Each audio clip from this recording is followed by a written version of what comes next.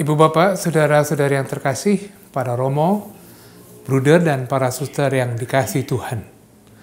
Berjumpa lagi dengan Api Karunia Tuhan, episode ke-63. Secara khusus dalam episode ini, Bapak Kardinal mengajak kita untuk merenungkan kisah sengsara dalam Injil Yohanes. Rupanya kisah sengsara dalam pelbagai Injil itu berbeda. Injil sinoptik punya kurang lebih versi yang sama, Injil Yohanes punya versi kisah sengsara yang berbeda. Tetapi kedua-duanya tetap meneguhkan iman akan wafat dan kebangkitan Tuhan. Seperti dikatakan dalam Yohanes bab 13 ayat 1. Sebelum hari raya Paskah, Yesus sudah tahu bahwa akan tiba saatnya. Sebagaimana dia mencintai para muridnya, maka ia mencintai sampai kesudahannya. Berbeda dengan Injil sinoptik, perjamuan makan bersama para murid dalam perjamuan Paskah, dalam Injil Yohanes disebut perjamuan makan biasa. Dan berbeda dengan Injil sinoptik, setelah makan, Yesus dan para murid tidak langsung ke Getsemani, tetapi ada nasihat-nasihat dan wejangan-wejangan rohani. Ada penekanan yang berbeda, sekaligus ada pemaknaan menurut Injil Yohanes yang khas sekali. Sangat menarik memperhatikan penjelasan detailnya, karena itu selamat mendengarkan, selamat merenungkan, dan selamat berdoa.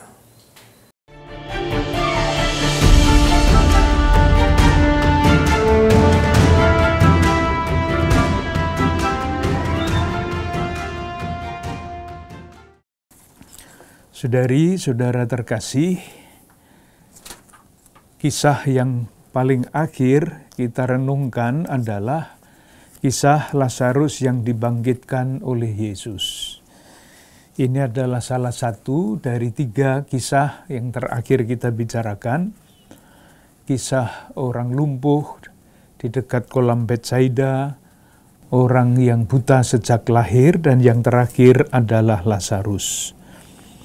Nah, ketika kita membaca kisah Lazarus, kita sudah melihat bahwa persis sesudah peristiwa ini, Injil Yohanes menulis bab 11 ayat 45-57, persepakatan untuk membunuh Yesus.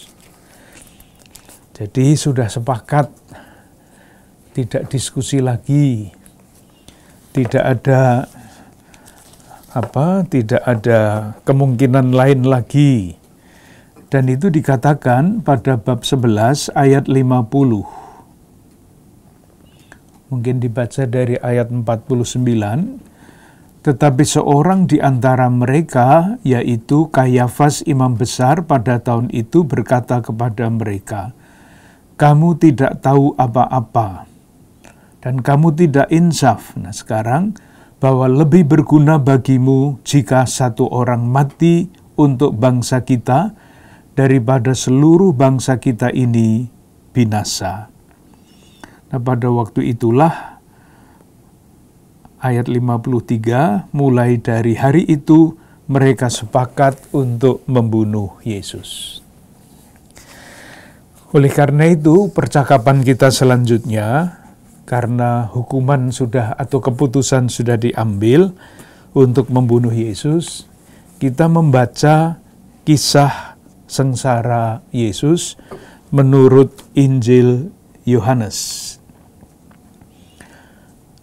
Dalam tanda kurung kalau masih mau dibaca, bab 12 ayat 1-8 itu adalah kisah Yesus diurapi di Betania, lalu sudah bicara tentang penguburan Yesus pada ayat 7. Maka kata Yesus, biarkanlah dia melakukan hal ini mengingat hari penguburanku. Nah, kalau mau dilanjutkan, dari pihak Yesus, kesadaran itu dinyatakan pada bab 13 ayat 1. Sementara itu, sebelum hari raya Paskah mulai, Yesus telah tahu bahwa saatnya sudah tiba. untuk beralih dari dunia ini kepada Bapa. Itu artinya sudah tiba untuk mati. Sama seperti ia senantiasa mengasihi murid-muridnya, demikianlah sekarang ia mengasihi mereka sampai pada kesudahannya. Nah, ada hal yang menarik untuk dibanding-bandingkan, moga-moga tidak menambah kesulitan, urut-urutan peristiwanya. Kalau kita membaca Injil Markus dan Matius, urut-urutan peristiwa adalah begini: Yesus makan Paskah bersama murid-muridnya. Langsung sesudah Paskah selesai, menurut kedua penginjil itu, Yesus pergi ke Taman Getsemani bersama murid-muridnya. Jadi langsung, perjamuan selesai, langsung ke Taman Getsemani. Kalau kita membaca Injil Lukas, sesudah perjamuan malam selesai, Yesus tidak langsung pergi ke Taman Getsemani. Masih ada percakapan di dalam rangka perjamuan Paskah. Kumpulan nasihat-nasihat Yesus untuk para murid yang pernah kita singgung dengan judul wasiat atau pidato perpisahan Yesus dengan murid-muridnya. Itu jenis yang kedua. Sesudah perjamuan Paskah ada pidato pendek. Pendeknya agak panjang. Nah, di dalam Injil Yohanes coba kita perhatikan ayat 2. Mereka sedang makan bersama. Makan bersama. Ini nanti akan kita lihat menurut Injil Yohanes, Yesus tidak makan Paskah, tetapi mengadakan perjamuan malam terakhir. Ini kan makanya diceritakan pada ayat 2 bab 13. Mereka sedang makan bersama.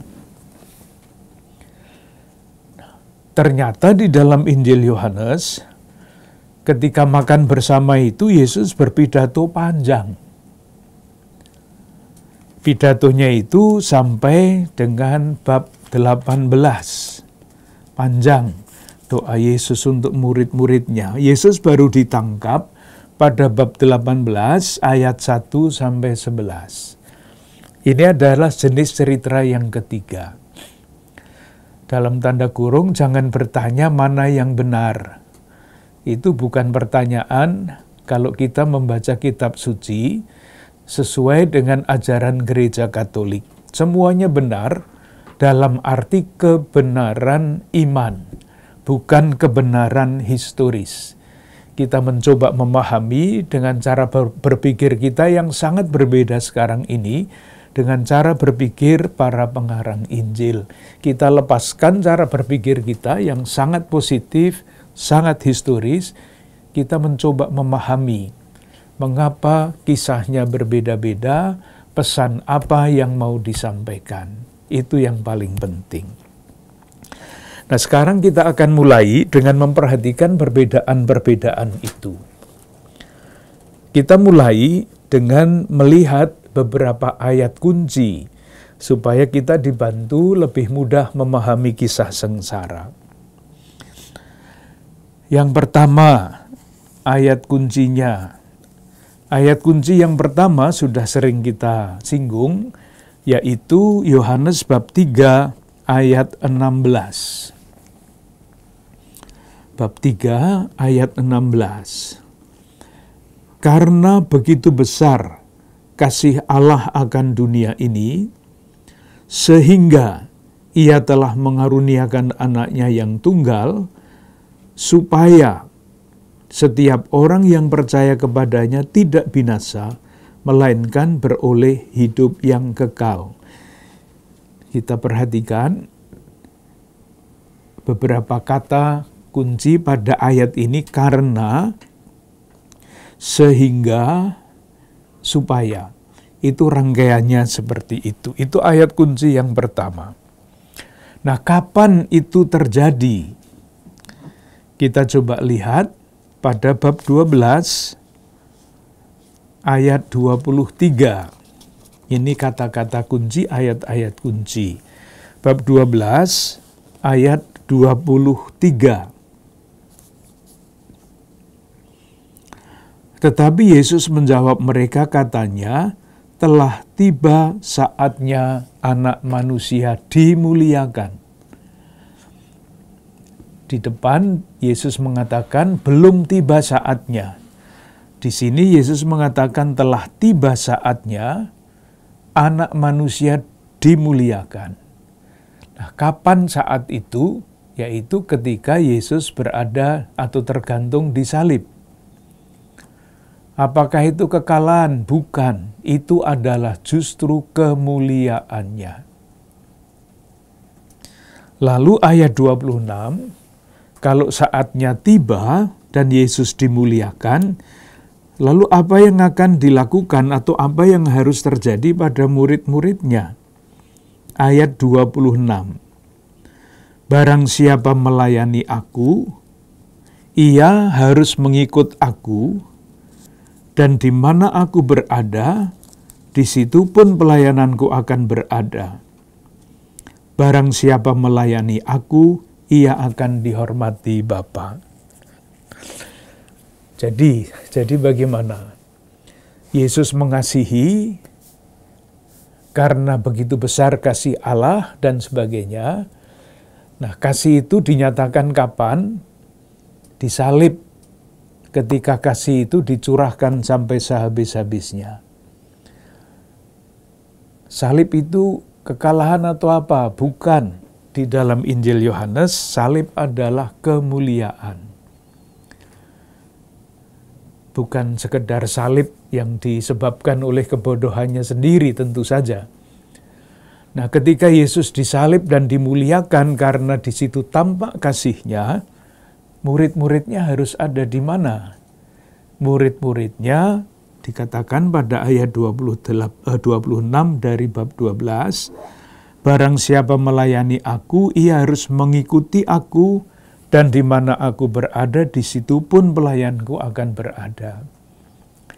Dengan kata lain, dengan membaca kisah sengsara Yesus, kita diajak untuk mencapai kemuliaan. Tetapi kemuliaan bukan pada yang lain-lain yang seringkali diidentikan pada zaman sekarang ini dengan gengsi, dengan kekayaan, dengan kekuasaan. Kita diajak untuk melihat justru kemuliaan manusia itu tidak terletak di tempat-tempat itu, tetapi di dalam kemuliaan yang artinya kasih dengan segala macam konsekuensinya. Itu yang pertama. Jadi kunci untuk memahami kisah sengsara. Nanti akan kita lihat beberapa kata kunci yang lain. Catatan yang kedua, kisah sengsara Yohanes itu sangat berbeda dibandingkan dengan kisah sengsara di dalam Injil Markus, Matius, Lukas. Sangat berbeda. Perbedaannya ada di mana? Tadi sudah disinggung, dirumuskan sekali lagi. Misalnya, sebelum Yesus wafat, Yesus makan Paskah bersama murid-muridnya. Itu mudah sekali kita baca di dalam salah satu Injil itu. Kita ambil misalnya Injil Lukas, ada pernyataan yang sangat jelas bahwa Yesus mengatakan kepada murid-muridnya bahwa ia ingin makan Paskah bersama murid-muridnya. Itu bab 22 Injil Lukas misalnya. Bab 22 ayat 7-13, persiapan untuk makan Paskah. Ayat-ayat berikutnya penetapan perjamuan Paskah, lalu percakapan waktu perjamuan malam, perjamuan Paskah. Jadi perjamuan malam terakhir yang dipimpin oleh Yesus itu perjamuan Paskah. Jelas sekali dalam Injil Markus, Matius, Lukas.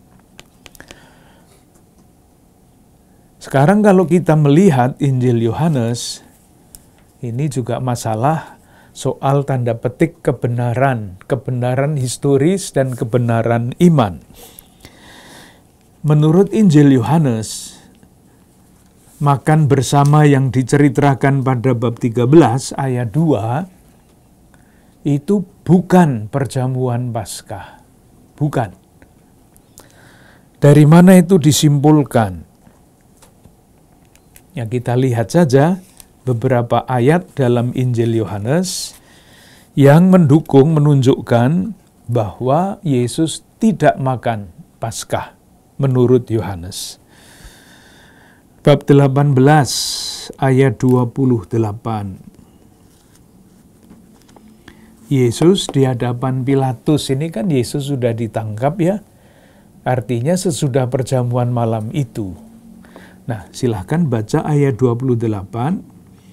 Maka mereka membawa Yesus dari Kayafas ke gedung pengadilan. Ketika itu hari masih pagi. Nah, sekarang mereka sendiri tidak masuk ke gedung pengadilan itu supaya jangan menajiskan diri, sebab mereka hendak makan Paskah. Jadi Paskahnya belum terjadi. Orang-orang Yahudi tidak mau masuk ke istana Pilatus, karena kalau masuk ke istana Pilatus, mereka najis. Karena Pilatus dianggap, tanda petik, maaf dengan istilah ini, kafir. Masuk di dalam ruangan kafir berarti najis. Kalau najis tidak boleh makan Paskah. Bab 19 ayat 14. Ini sama. Dikatakan sekali lagi, hari itu ialah hari persiapan Paskah, kira-kira jam 12. Nanti sesudah jam 12 lalu jam 3 ketika Yesus wafat di salib. Bab 19 ayat 42. Karena hari itu hari persiapan orang Yahudi, sedang kubur itu tidak jauh letaknya. Jadi Yesus wafat, disalib, dikubur, baru kemudian orang Yahudi merayakan Paskah. Secara historis yang betul yang mana? Itu biar diselidiki oleh para ahli. Tetapi dari segi iman, Yohanes ingin mengatakan sesuatu yang berbeda dibandingkan dengan Injil sinoptik, Injil Markus, Matius, Lukas. Coba silahkan lihat, kita lihat Injil Yohanes bab 1 ayat 29. Ketika Yohanes melihat Yesus, apa yang dikatakan kepada murid-muridnya? Bab 1 ayat 29, lihatlah anak domba Allah yang menghapus dosa dunia. Jadi, kenapa Yohanes bisa mengatakan Yesus itu anak domba Allah, anak domba Paskah sejati? Yaitu urut-urutannya. Yesus diadili, dijatuhi hukuman mati, dibunuh, menurut urut-urutan waktu, jam 3 sore menjelang Paskah. Menjelang, itulah saatnya anak domba Paskah disembelih untuk disantap pada Paskah. Jadi Yesus adalah anak domba Paskah, anak domba Allah, karena ketika dia wafat di salib, waktunya persis ketika anak domba Paskah Yahudi itu dibunuh. Injil sinoptik tidak bisa mengatakan demikian, karena Yesus makan Paskah, jadi dia tidak bisa jadi anak domba Paskah. Teologi iman. Sementara pesan iman di dalam Injil sinoptik Markus, Matius, Lukas itu berbeda. Yesus makan Paskah. Kenapa ketika penginjil itu mengatakan Yesus makan Paskah, pesannya berbeda? Karena mau dikatakan Yesus itu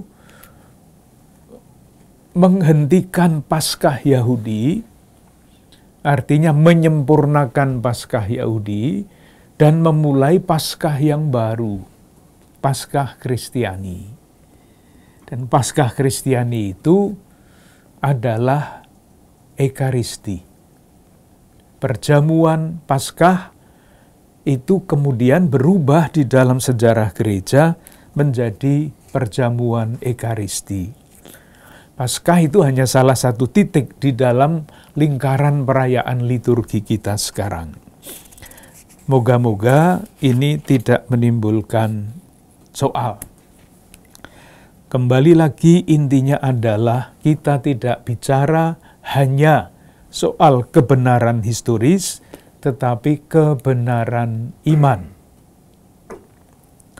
Maka kedua kisah ini bisa sangat berbeda, tetapi semuanya benar karena mempunyai pesan iman yang benar, meskipun berbeda. Itu perbedaan yang sangat besar. Perbedaan yang lain, yang kecil, misalnya, adalah mengenai kehadiran yang namanya Simon orang Kirene. Kehadiran Simon orang Kirene. Kalau kita membaca Injil Yohanes, kita tidak bertemu dengan yang namanya Simon orang Kirene. Tidak ada Simon orang Kirene itu. Kita lihat bab 19 Injil Yohanes ayat 16. Mereka menerima Yesus. Sekarang, sambil memikul salibnya, ia pergi keluar ke tempat yang bernama tempat tengkorak. Dalam bahasa Ibrani, Golgota. Dan di situ ia disalibkan. Tidak ada Simon orang Kirene. Kenapa Yohanes tidak menceritakan kisah Simon orang Kirene?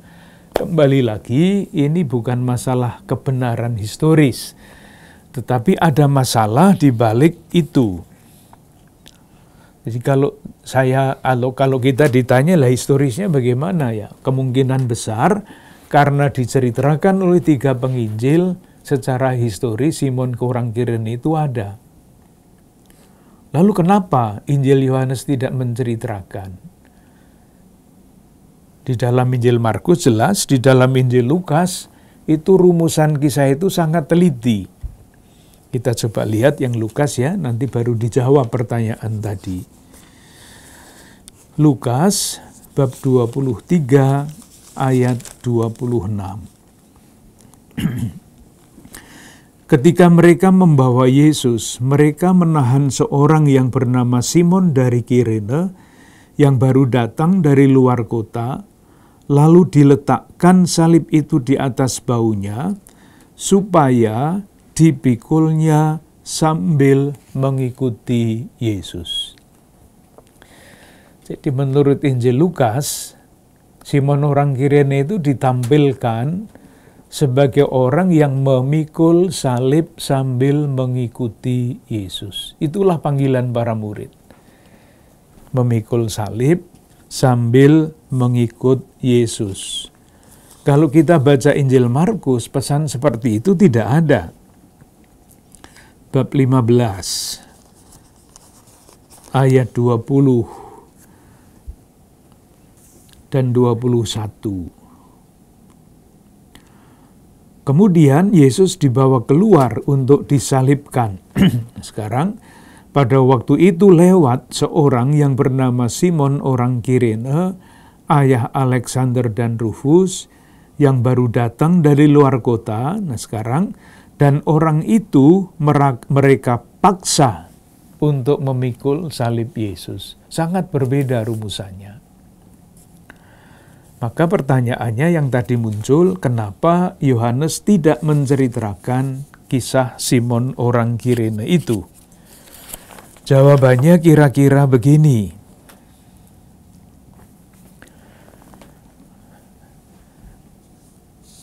Kebangkitan Yesus itu tidak sejak awal sejarah gereja diterima begitu saja.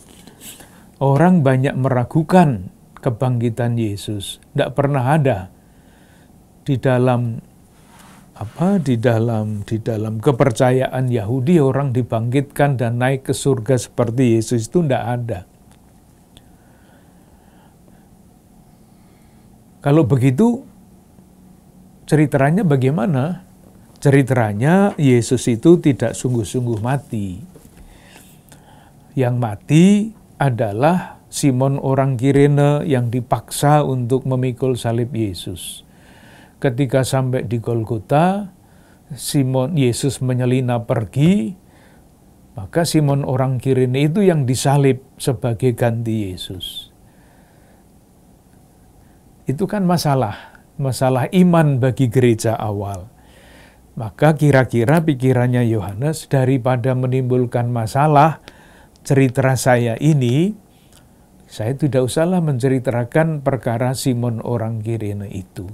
Jadi Yesus memikul salibnya sendiri sampai akhir. Moga-moga tidak mengganggu iman. Ini masalah sejarah, tetapi juga masalah kebenaran iman. Yang paling penting bagi kita adalah kebenaran iman yang ditarik dari lambang-lambang yang tersedia pada waktu itu. Itu yang kedua. Yang ketiga, kisah sengsara ini bisa dibaca di dalam berbagai lapisan makna. Berbagai macam lapisan makna. Lapis yang pertama itu lapis yang paling sederhana. Melihat kematian Yesus itu adalah cermin dari pengadilan yang kotor, dari pemimpin-pemimpin agama yang picik dan sebagainya. Pengadilan-pengadilan yang ada di sana itu adalah pengadilan sesat. Karena apa? Nah, coba kita lihat sekali lagi. Bab 19 ayat 6. Apa yang dikatakan oleh Pilatus? Bab 19 ayat 6. Ketika imam-imam kepala dan penjaga-penjaga itu melihat dia, berteriaklah mereka, salibkanlah dia, salibkanlah dia. Kata Pilatus kepada mereka, ambil dia, salibkan dia, sebab aku tidak mendapati kesalahan apapun padanya. Tidak salah. Dalam pengadilan Pilatus, tidak ada kesalahan yang ditemukan.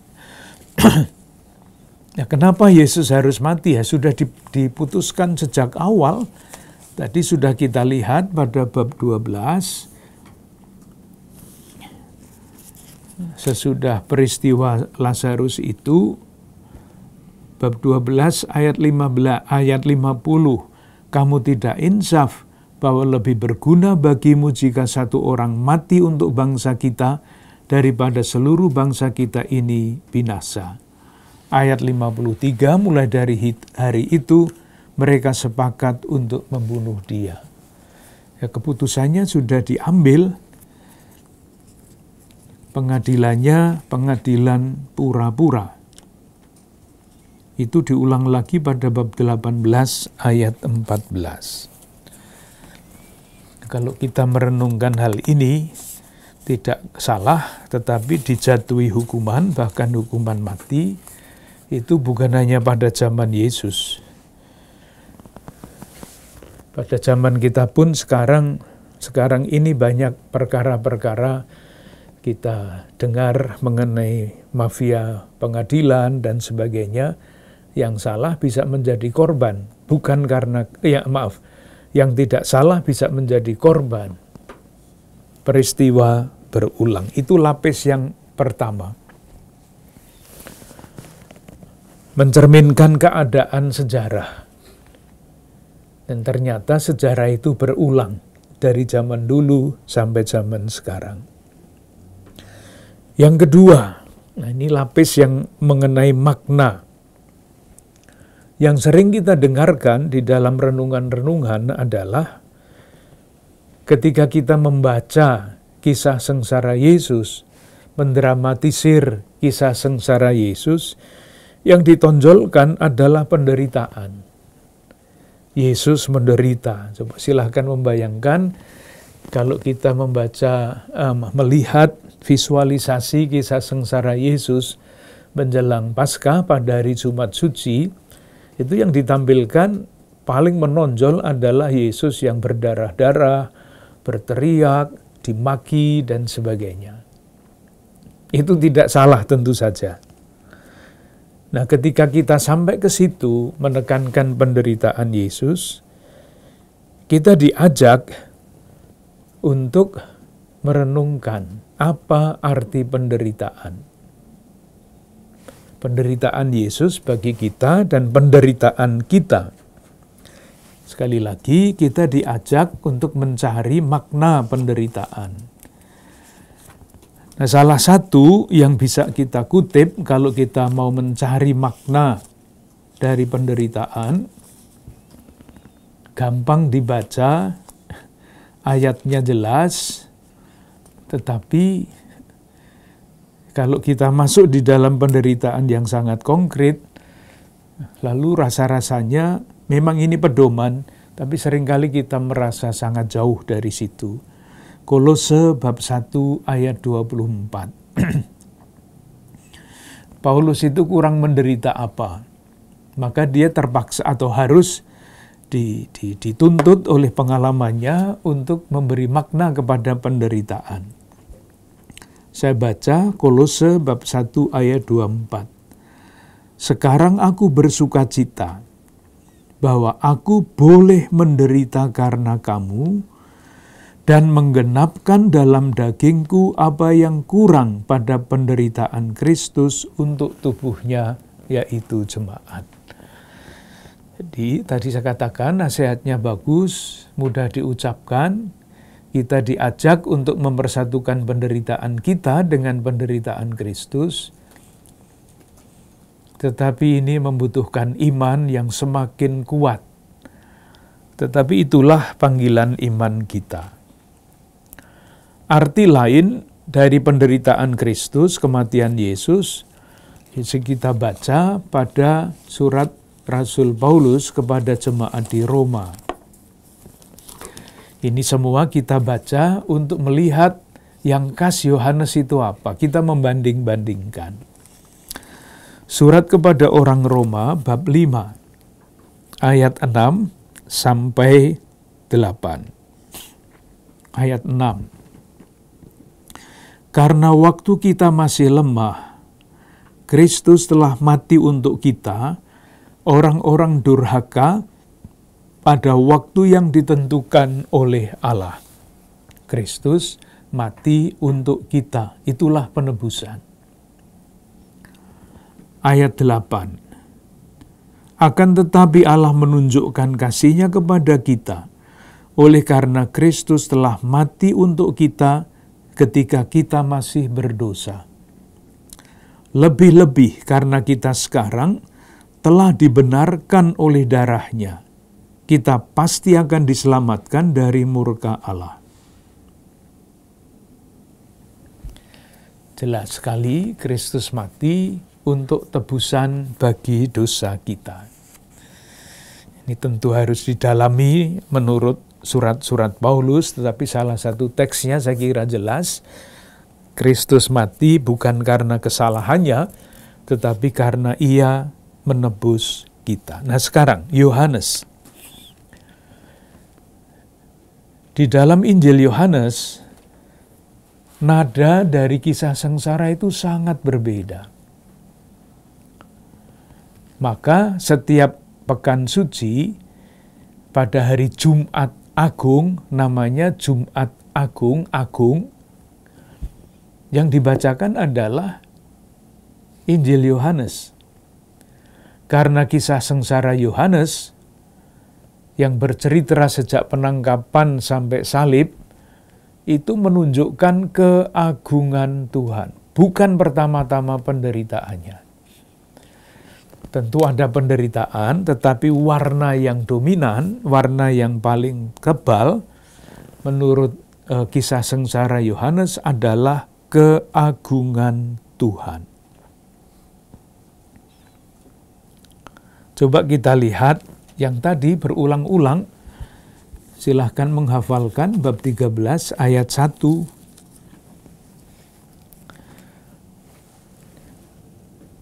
Sementara itu, sebelum hari raya Paskah mulai, Yesus telah tahu bahwa saatnya sudah tiba untuk beralih dari dunia ini kepada Bapa, kembali kepada Bapa lewat sengsara dan kematian. Apa yang ditunjukkan oleh Yesus? Ia mengasihi mereka sampai kesudahannya. Ini keagungannya.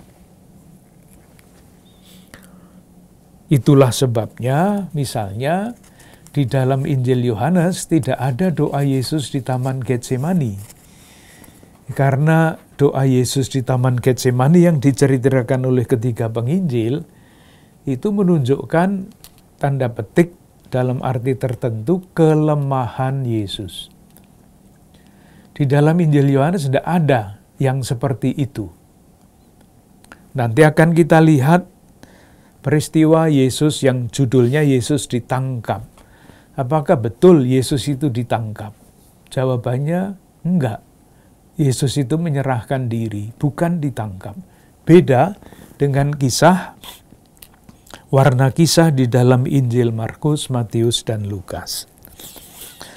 Itu bab 15 ayat 11 sampai 13. Atau ayat 13 saja. Tidak ada kasih yang lebih besar daripada kasih seorang yang memberikan nyawanya untuk sahabat-sahabatnya. Ini memang memberikan nyawa, dan memberikan nyawa itu tidak sama dengan dibunuh, tetapi membiarkan dirinya diperlakukan dengan cara itu, disesah, diejek, dihina, akhirnya dibunuh.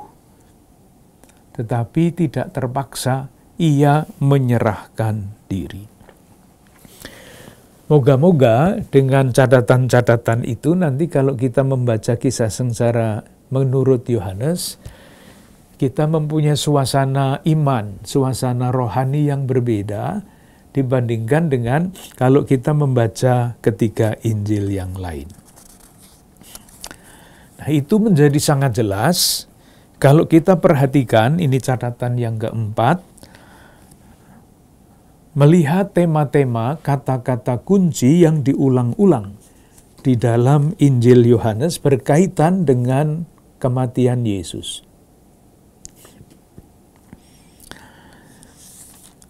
Yang pertama, tema yang pertama adalah tema kemuliaan.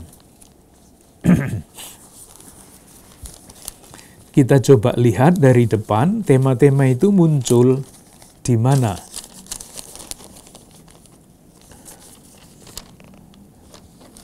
Bab 1 ayat 14. Itu sumbernya.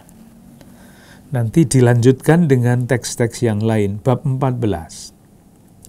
Firman itu telah menjadi manusia dan diam di antara kita, dan kita telah melihat kemuliaannya.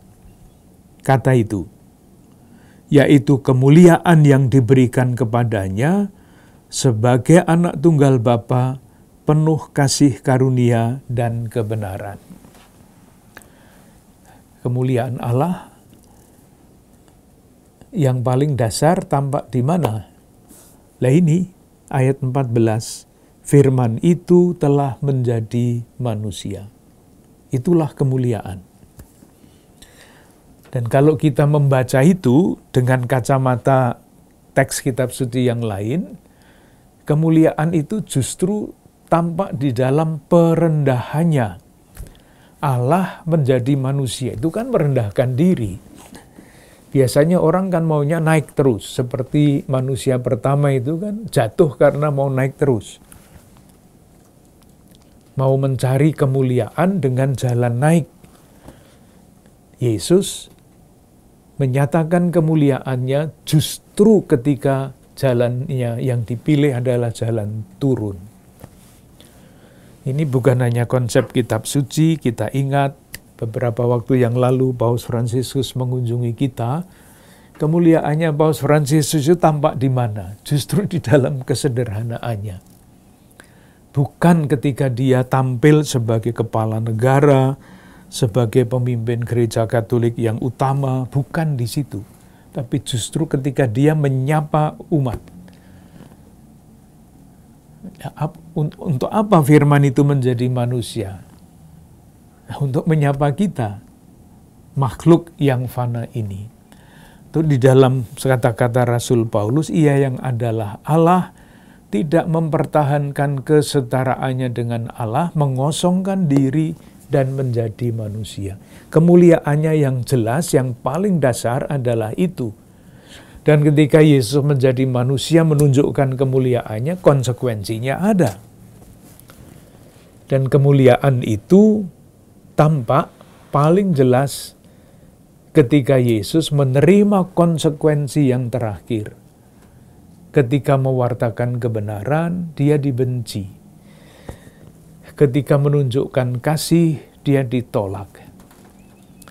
Ketika memberikan macam-macam yang perlu untuk manusia, menghidupkan manusia, musuh-musuhnya merencanakan untuk membunuh dia.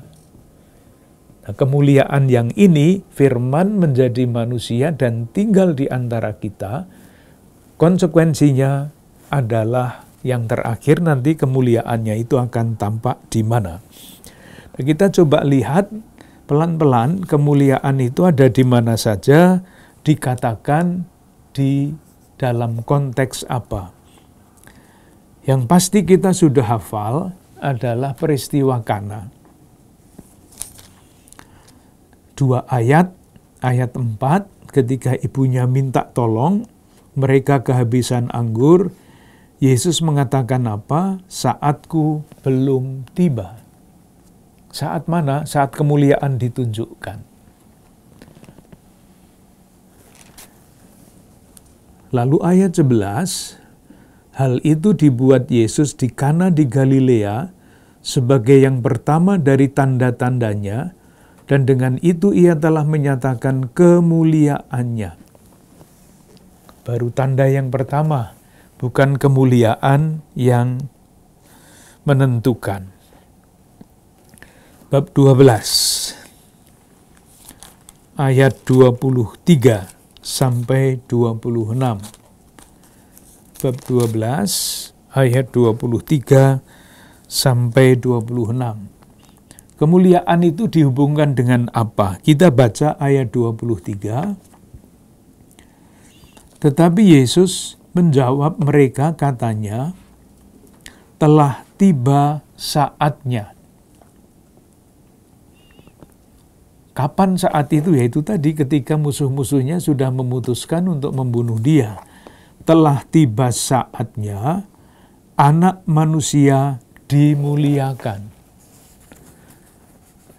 Kapan Anak Manusia dimuliakan? Ketika dia ditangkap dan akhirnya dibunuh. Itu kemuliaan. Sangat sulit untuk membayangkan kebenaran itu, karena kita sudah biasa berpikir kemuliaan itu jenjang karier, naik pangkat, dan sebagainya. Itu yang biasa, kalau itu sih tidak sulit. Tetapi mengatakan bahwa kemuliaan itu tampak ketika Anak Manusia ditinggikan di salib, bagi kita pun yang percaya kepada Yesus, mempunyai iman Katolik, itu tetap tidak mudah. Dipahami tidak mudah, apalagi dilaksanakan. Tetapi itulah panggilan kita. Ayat 27, bab yang sama. Sekarang jiwaku terharu, dan apakah yang akan kukatakan? Bapa, selamatkanlah aku dari saat ini. Saat itu adalah saat kematian. Dijawab sendiri, tidak. Sebab untuk itulah aku datang ke dalam saat ini. Bapa, muliakanlah namamu. Maka terdengarlah suara dari surga, aku telah memuliakannya, dan aku akan memuliakannya lagi. Kembali sama, kemuliaan dihubungkan dengan apa? Dengan wafat Yesus. Memang ada paradoks, misalnya perbedaan pemahaman iman ya, perbedaan pemahaman iman antara Yohanes misalnya dengan Injil-Injil ketiga, Injil yang lain. Contohnya apa? Di dalam doa Bapa kami yang diceritakan, yang kita temukan di dalam misalnya Injil Lukas, kita membaca, kita ambil saja yang Matius ya, yang paling gampang. Injil Matius, doa Bapa kami, Matius bab 6.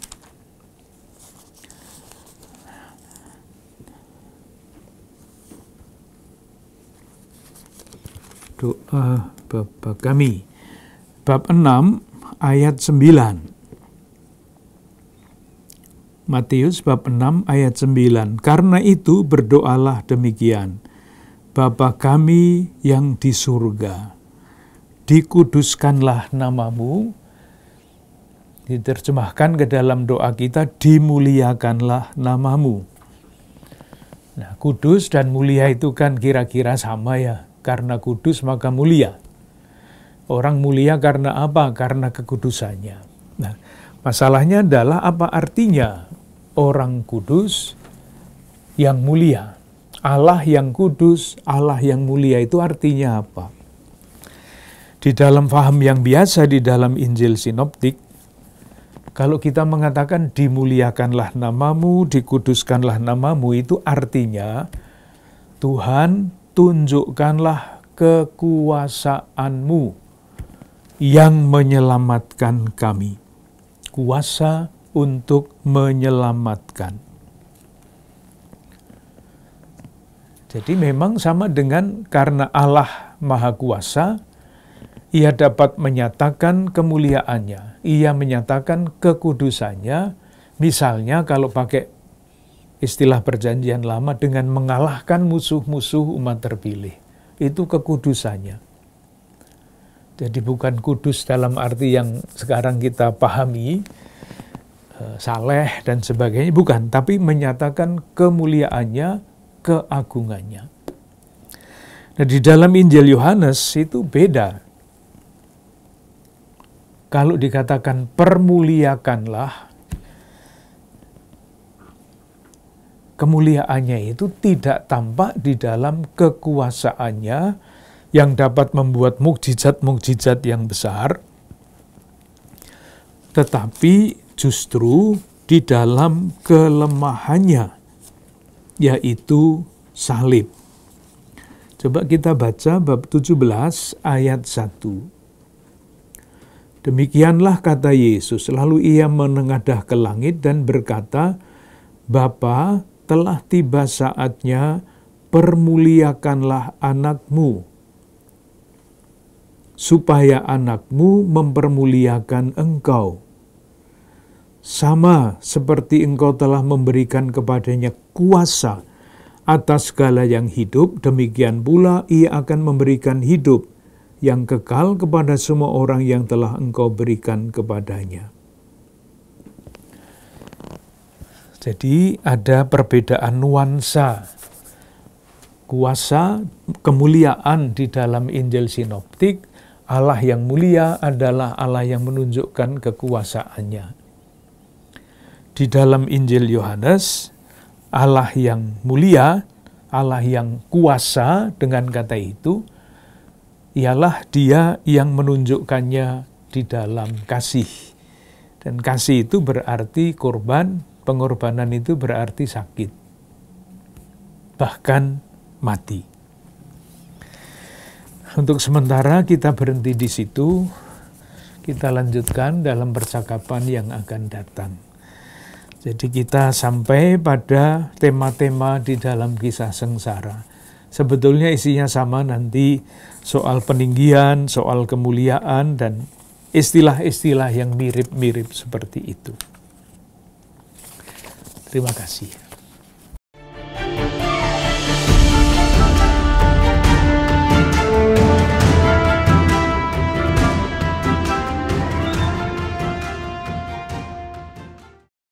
Saudara-saudari yang terkasih, dalam Injil Yohanes dikisahkan berbeda dengan Injil Yohanes, Injil Sinoptik. Dalam Injil Sinoptik dikatakan Yesus ditangkap di Taman Getsemani. Di dalam Injil Yohanes tidak dikatakan Yesus dan para murid ke Taman Getsemani. Dan dikatakan Yesus menyerahkan diri. Rupanya dalam Injil Yohanes ingin menampilkan keagungan dan kemuliaan Tuhan.